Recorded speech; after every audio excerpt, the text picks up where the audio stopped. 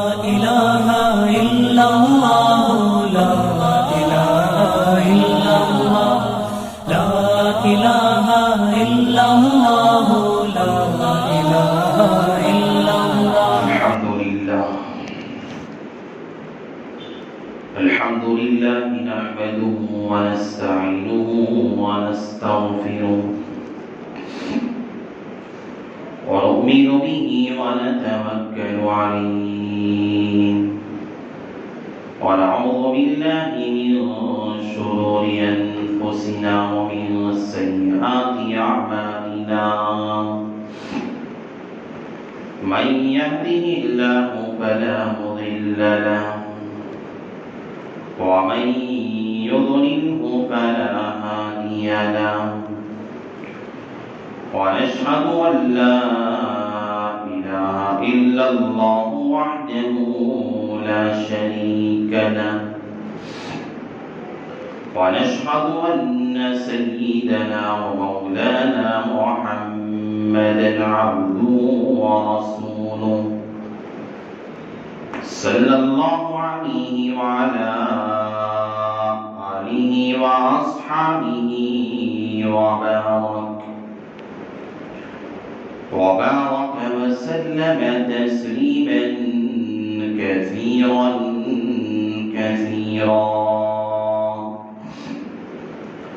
أما بعد فأعوذ بالله من الشيطان الرجيم بسم الله الرحمن الرحيم يا أيها الذين آمنوا اتقوا الله أنفسكم وأزواجكم وقال النبي صلى الله عليه وسلم لرجل يعظكم قبل شبابك ومن شبابك قبل هرمك وصحتك قبل سقمك أو كما قال النبي عليه الصلاة والسلام رب اشرح لي صدري ويسر لي أمري واحلل عقدة من لساني يفقهوا قولي اللهم صل على سيدنا مولانا محمد في أول كلامنا اللهم صل على سيدنا مولانا محمد في أوسط كلامنا اللهم صل على سيدنا مولانا محمد في آخر كلامنا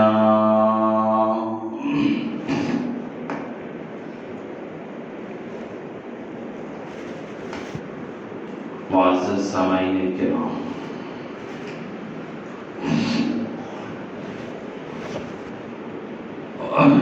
اور میرے غیور مسلمان بھائی،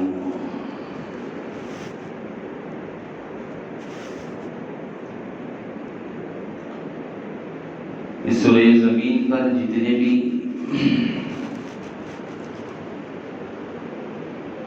مذاہب والے بستے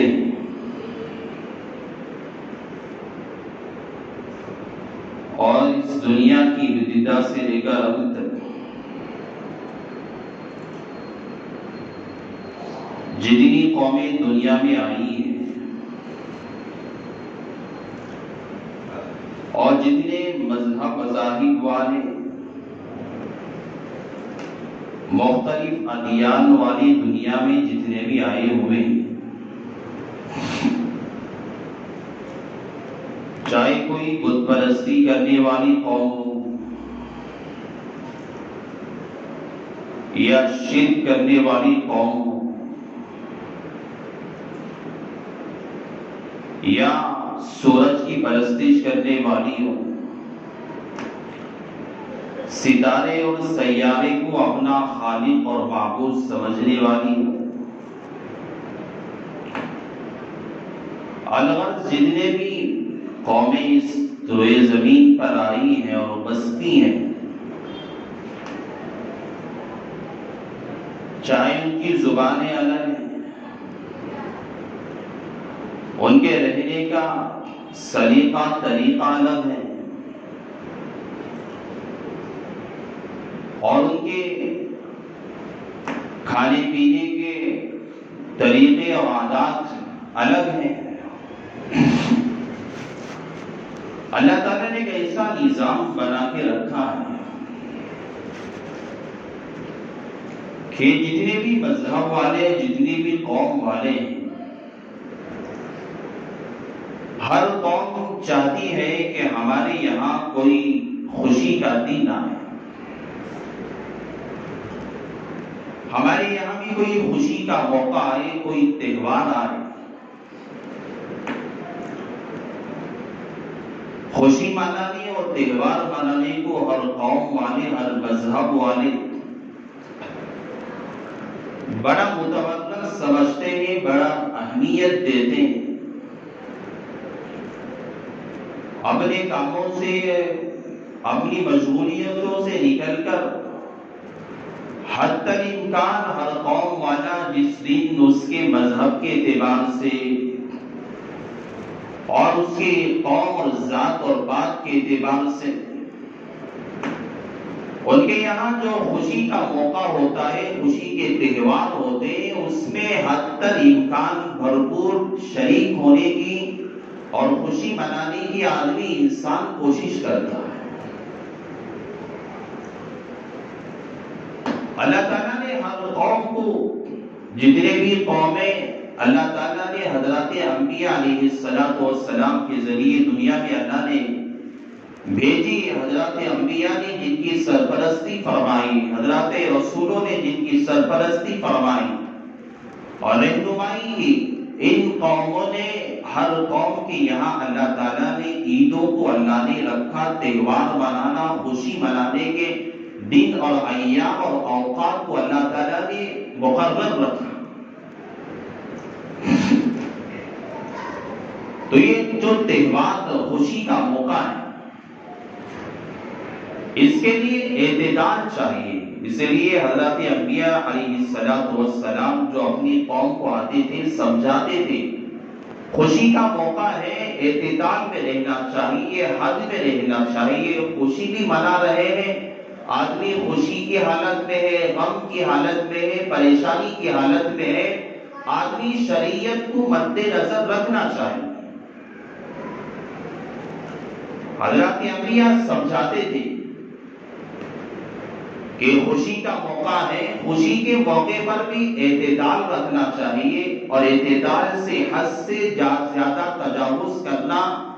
یہ شریعت اور مذہب کے اندر آدمی جو ہے دخل اندازی دینے والا ہے۔ اللہ تعالیٰ نے حضرات انبیاء کے ذریعے سے اور رسولوں کے ذریعے سے شریعت میں ایسی چیزوں کو رکھا جو عید کے موقع پر بھی، خوشی کے موقع پر بھی شریعت پہ عمل کرے، اللہ اور اس کے رسول کے احکامات پہ انسان عمل کرنے والا بنے۔ لیکن بہت سارے مذاہب کے اندر جو عیدیں گزرتی ہے، تہوار اور خوشی کے مواقع گزرتے ہیں، یہ بہت سارے تہوار ایسے ہیں ان کے من گھڑت ہے، انہوں نے اپنی طرف سے گھڑ لیا ہوتا ہے، ان کی کتابوں میں اور ان کے بیتوں میں اور ان کے مذہب میں کوئی اس کا تذکرہ نہیں ہوتا۔ جس طرح کہ ابھی جو نیا سال اور ہیپی نیو ایئر کا جو مسئلہ چلا، رات 12 بجے کے بعد جو قوم نے جو سلوک کیا،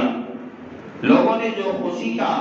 منظر لوگوں نے پیش کیا دنیا والوں کے سامنے، اور اس میں ہمارے مسلمان بھائی بھی اس میں شریک ہوئے، اب اسے دیکھتے ہیں، یہ تہوار نہ ان کی کتابوں میں لکھا ہوا ہے، نہ ان کے مذہب میں اس کا کوئی تذکرہ ہے، نہ ان کے جاننے والے اور نہ ان کے فادروں نے کبھی نے بتایا ہے کہ اس کو حضرت عیسیٰ نے یا ان کے کوئی پیغمبر نے یا ان کے کوئی نبی نے اس متعین دن کو نئے سال کے آنے کے موقع پر عید کا دن رکھا ہو، عید کا دن متعین کیا ہو، ان کی کسی مذہب میں اس کا تذکرہ ہے۔ اللہ تعالیٰ نے عیدوں کو مسلمانوں کو بھی دیا. ہر عید آتی ہے کوئی خیر لاتی ہے، جب جاتی ہے اور جاتے وقت برائیوں کو اور غلط کاموں کا خاتمہ کر کے جاتی ہے. اللہ رمضان المبارک کے بعد عید الفطر کا دن دیتا ہے مسلمانوں کے لیے.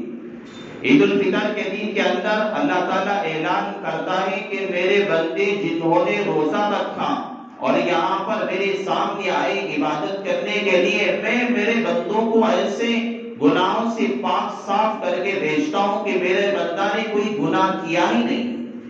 اور اللہ تعالیٰ یہ عید دے کر، عید الفطر کا موقع دے کر، اے بچے باہر بھیجو پورا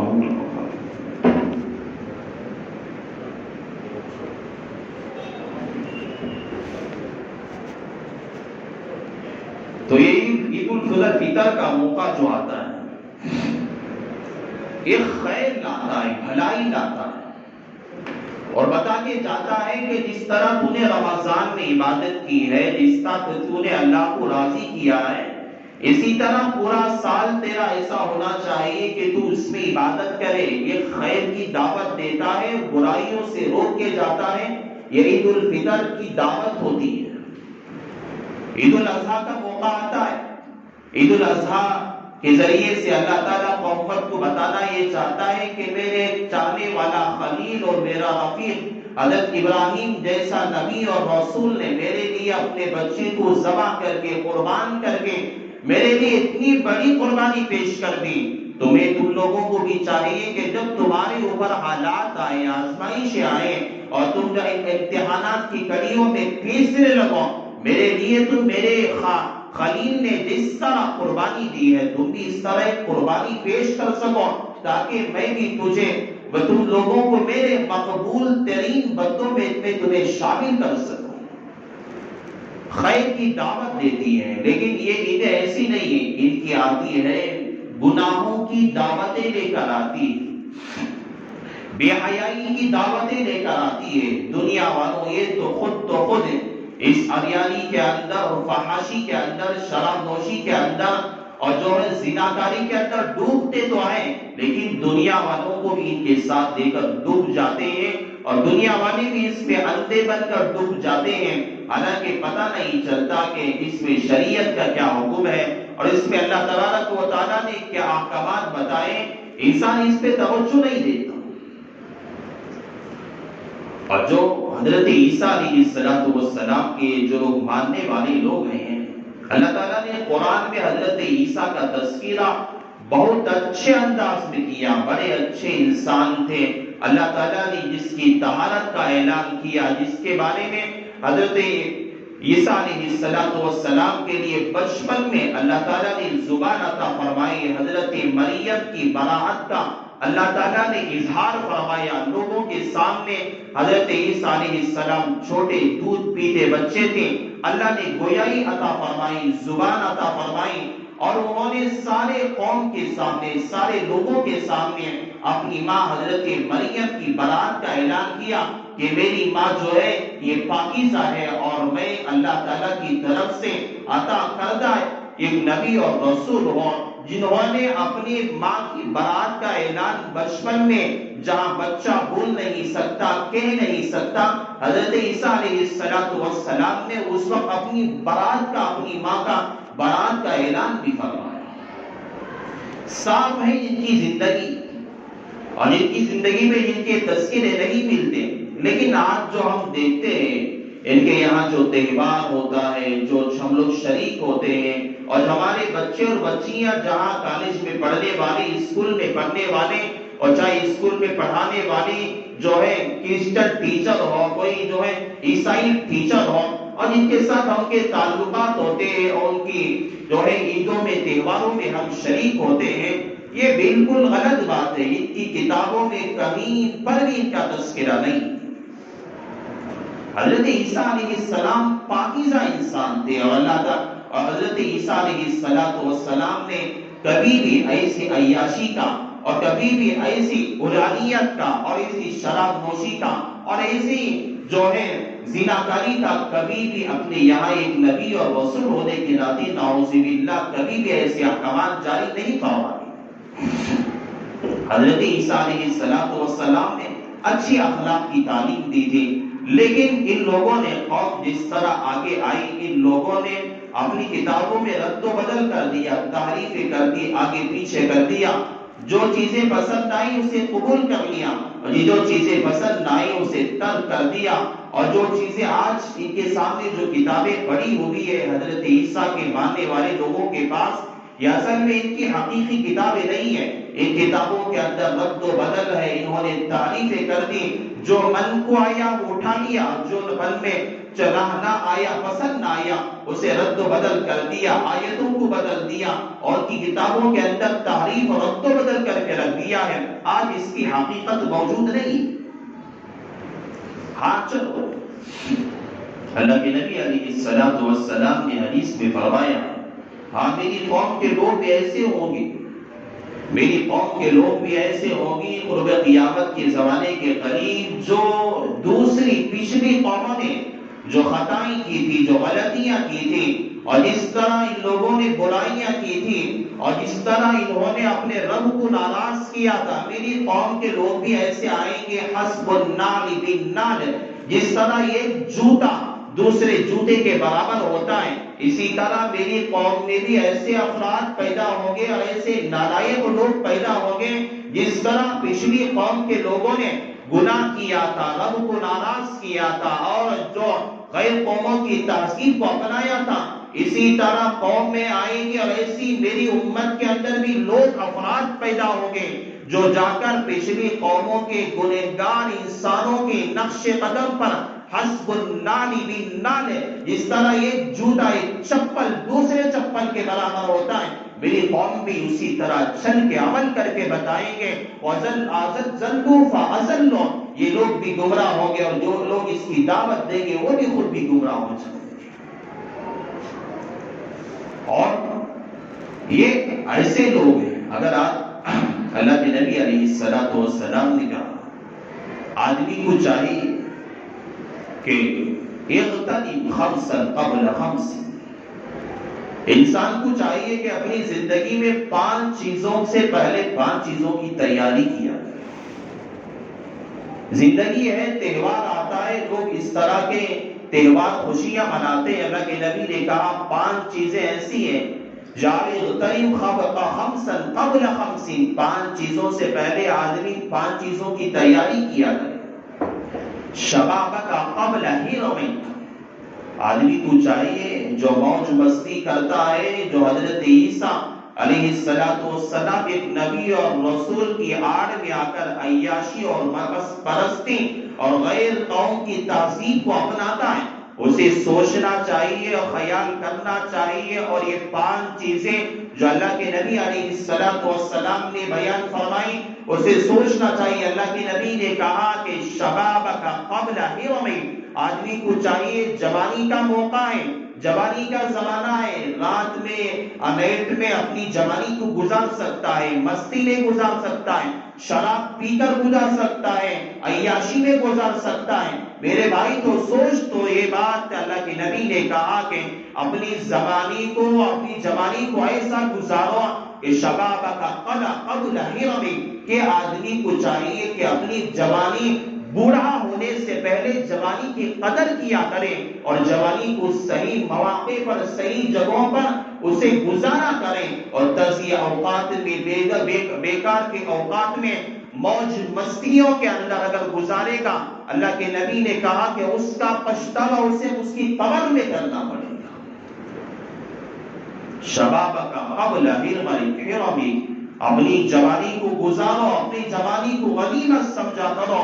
بوڑھا ہونے سے پہلے جب بوڑھا ہو جائے گا، جس کی ہڈیاں کمزور پڑ جائیں گی، کچھ کر نہیں سکتا، اس وقت آ کر رب کے سامنے ہاتھ باندھ کے کھڑے ہوگا، یہ کوئی کمال کی بات نہیں ہے۔ اس وقت رات میں آرام سے سو جائے گا، مستی نہیں کرے گا، عیاشی نہیں کرے گا، عریانیت کی طرف نہیں بھاگے گا، ایک کمال کی بات نہیں ہے۔ آدمی جوانی میں ہوگا، جوانی کا جوش ہوگا، گناہوں کی طرف دل مائل کرے گا، آدمی اس وقت اپنے دل کو بچائے گا، دماغ کو بچائے گا، اپنے ایمان کی حفاظت کرے گا۔ اللہ کے نبی علیہ السلام نے کہا یہ اصل کمال کی بات ہے۔ وَصِحَّتِكَ قَبْلَ السِّقَامِ، اللہ کے نبی نے دوسری بات بتائی، صحت ہے، تندرستی ہے، طاقت ہے، توانائی ہے، تو جوانی کا جوش ہے، آدمی کے پاس طاقت ہے، جب چاہے جہاں چاہے غیر تہذیب کو اپنا کر ہم اپنی صحت کا غلط استعمال کریں، ایسا نہیں۔ اللہ کے نبی نے کہا غنیمت جان، یہ تیری صحت ہے، یہ خدا کی طرف سے امانت ہے، اور یہ کیسا نہ ہو، یہ صحت ہے، یہ صحت آج ہے کل رہے گی، ایسا نہیں ہے۔ آج جس طرح تیری صحت ہے کل خراب ہوگی، بیماری آ جائے گی، اس صحت کو غنیمت سمجھ اور صحیح جگہوں پہ لگایا کر، اپنے رب کو راضی کرنے کی جگہوں پہ لگایا کر، یہ تیری صحت آج بھی کام آئے گی، تیرے قبر کے گڑھے میں بھی کام آئے گی۔ وَغِنَائِكَ، اللہ کے نبی علیہ السلام نے کہا تیسری چیز بتائی، وَغِنَائِكَ قَبْلَ فَقَرِ، آدمی کو چاہیے مال ہے، پیسہ ہے، روپیہ ہے، چلو پیسہ ہے میرے پاس، میرے باپ دادا کا پیسہ ہے، میرے باپ نے کما کے رکھا ہے، چلو اس پیسے کو میں اڑاؤں گا، غلط جگہوں پہ خرچ کروں گا، فلاں جگہ پہ جا کے پارٹی کروں گا، مستی کروں گا، غیر تہذیب کو میں اپناؤں گا، وغیرہ کے کلچر کو میں اپناؤں گا، غیر تہذیب کو میں اپنا کے ان کے نقش قدم پہ چل جاؤں گا، میرا کیا جانے والا ہے، میرے باپ نے، میرے دادا نے پراپرٹی بنا کے رکھا، میرا باپ بڑا مالدار ہے۔ آدمی یہ سمجھ کے رکھتا ہے یہ دنیا ہے، آج آدمی مالدار ہے، کل فقیر بھی ہو سکتا ہے، کل فقیر ہے پرسوں آدمی مالدار بھی بن سکتا ہے، یہ دنیا تغیر پذیر ہے۔ اللہ کے نبی علیہ السلام نے کہا خدا تجھے مالدار دیا، مال والا بنایا ہے، وَغِنَائِكَ قَبْلَ فَقْرِ، کہیں ایسا نہ ہو کہ تو کہیں فقیر نہ بن جائے، تو اس مال کا استعمال صحیح جگہوں پہ کر لے، یہ اس مال کو لے جا کر کیک کاٹنے کی جگہ، مستی کی جگہ، عیاشیوں کی جگہ، عریانیت کی جگہ، زناکاری کی جگہ، موج مستی کی جگہ پہ اس مال کو نہ لگایا کر، ورنہ اس مال سے خدا اپنی برکتوں کو ختم کر دے گا، رحمتوں کو ختم کر دے گا۔ ایک دور ایک زمانہ ایسا آئے گا تو اس مال کے لیے ترسے گا، تڑپے گا، اور فقر تیری دہلیز کے پاس کھڑا ہوگا، اور تو یاد کرے گا اس مال کو جو تیرے باپ نے کما کے رکھا تھا، تیرے دادا نے کما کے رکھا تھا، تجھے خدا نے مال دولت سے نوازا تھا، اس کا استعمال تو نے کہاں کیا؟ اگر خدا نہ خواستہ دنیا میں اگر اللہ نے تجھے ڈھیل دے دی، مالدار ہی مرتے دم تک رہا، لیکن خدا کی قسم یاد رکھنا کہ مر کے جانے کے بعد قبر کے گڑھے میں اس کا پچھتاوا تو ضرور ضرور ہوگا۔ وَفَرَاغَكَ قَبْلَ الشُّغْلِ، اللہ کے نبی علیہ السلام نے فرمایا کہ چوتھی بات، آدمی کو چاہیے مشغولیت سے پہلے فراغت کی قدر کرے۔ فارغ ہے آدمی، جب فارغ ہے میرے پاس وقت ہے، وقت کو جیسے چاہوں میں استعمال کروں، وقت میرے پاس ہے، فارغ وقت ہے میرے پاس، تو میں اس وقت کو جہاں جس جگہ پہ مستی کی جگہ پہ چاہوں میں اسے خرچ کروں، جہاں چاہوں جاؤں اور جہاں چاہاں آؤں، جس جگہ پہ جاؤں گناہوں کی جگہوں پہ جاؤں، گناہوں کی جگہوں سے میں واپس آؤں، اور جہاں جاؤں میرا من دل جہاں کرے گناہ کرنے کا ارادہ کرے، اور اس فراغت کے وقت کو، فرصت کے وقت کو میں گناہوں میں لگاؤں۔ اللہ کے نبی علیہ السلام نے فرمایا وَفَرَاغَكَ قَبْلَ الشُّغْلِ، یہ وقت ایسا نہیں رہے گا بندے، ایسا نہیں رہے گا، آج تو فارغ ہے، آج تیرے پاس وقت ہے، کل وقت ایسا بھی آئے گا تیرے پاس وقت نہیں ہوگا، تو آج تیرے پاس اتنا وقت ہے تو 5 وقت نماز ادا کر سکتا ہے، تو اللہ کی عبادت آرام سے کر سکتا ہے، آج تیرے پاس وقت ہے مساجد کو آباد کر سکتا ہے، آج تیرے پاس وقت ہے تو اپنے رب کو راضی کروا سکتا ہے، آج تیرے پاس وقت ہے تو اپنے رب کو راضی کروا لے سکتا ہے، آج تیرے پاس وقت ہے اپنے حبیب کی سنتوں کو زندہ کر سکتا ہے، لیکن وقت ایک ایسا بھی آئے گا کہ جب تیری موت کا وقت ہوگا، اس وقت تیرے پاس کوئی وقت نہیں ہوگا، کوئی فراغت کا وقت خالی نہیں ہوگا، کوئی فرصت کا وقت خالی نہیں ہوگا۔ بندہ چاہے گا بھی کہ موت کے فرشتے سے کہے گا اور تھوڑی مہلت دے دیں، میں نے کوئی عبادت نہیں کی ہے، اور تھوڑا وقت دے دیں تاکہ میں نماز پڑھنے والا بن جاؤں، اور تھوڑا وقت دے دیں میں مسجدوں کو آباد کرنے والا بن جاؤں، اور تھوڑا وقت دے دیں تاکہ میں اللہ سے توبہ کر کے آنے والا بن جاؤں۔ لیکن موت کا فرشتہ کہے گا تیرا فراغت کا جو وقت تھا، فرصت کا جو وقت تھا، تو نے اس فرصت کو غلط جگہوں پہ لگایا، اب یہ تیرا وقت ختم ہو چکا ہے۔ اللہ کے نبی علیہ السلام نے فرمایا بندے کو چاہیے وَفَرَاغَكَ قَبْلَ الشُّغَلِ، چاہیے کہ بندے کے پاس وہ وقت آ جائے جس وقت میں بندے کو کوئی عبادت کرنے کا، توبہ کرنے کا موقع نہ ملے، اس سے پہلے چاہیے کہ اپنے موقع کو، فرصت کو غنیمت سمجھے اور صحیح جگہوں پر اپنے وقت کو گزارا۔ پانچویں چیز اللہ کے نبی نے کہا وَحَيَاتِكَ قَبْلَ مَوْتِكَ، زندگی ہے آج ختم ہو جائے، ایسا متعین نہیں ہے 50 سال پہ میں مروں گا، 80 سال پہ میری موت آئے گی، رجسٹر کر کے اللہ نے نہیں بھیجا، کوئی متعین نہیں کیا کہ اللہ کہ تیری موت 70 سال میں آنے والی ہے۔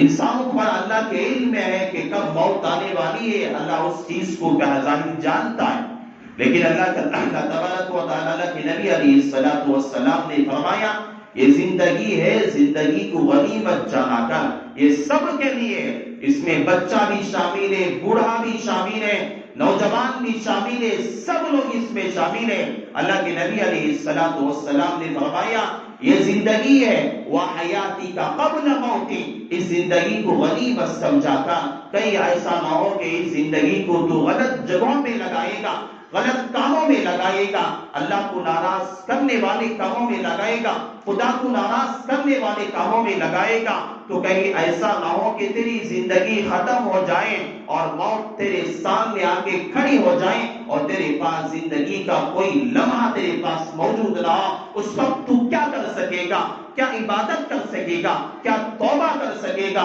اللہ کے نبی نے فرمایا یہ زندگی ہے، موت کب آنے والی ہے، موت کا فرشتہ کب دستک دینے والا ہے، ہر بوڑھا سنے، ہر نوجوان سنے، اور ہر آدمی اس بات کو سنے، کب موت کا فرشتہ دستک دینے والا ہے، کب موت کا شکنجہ سر پہ پڑنے والا ہے، کوئی جانتا نہیں ہے، کسی کو معلوم نہیں ہے۔ یہ زندگی ہے، اس زندگی کو غنیمت سمجھ لے، یہ سمجھ لے گا تیری قبر میں زندگی تیرے لیے اچھی ہوگی تو تیری اس قبر میں کام آئے۔